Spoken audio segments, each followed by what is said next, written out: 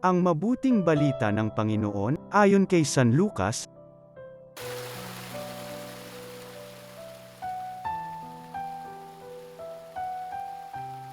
Noong panahong iyon, nakita ni Jesus ang isang publikano na nagngangalang Levi, nakaupo sa paningilan ng buwis.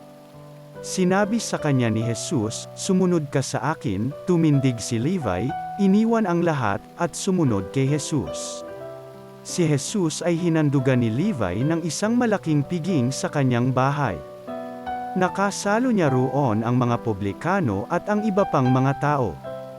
Nagbulong-bulongan ang mga Fariseo at ang kanilang mga kasamang eskriba. Sinabi nila sa mga alagad ni Jesus, "Bakit kayo kumakain at umiinom na kasalo ng mga publikano at ng mga makasalanan?"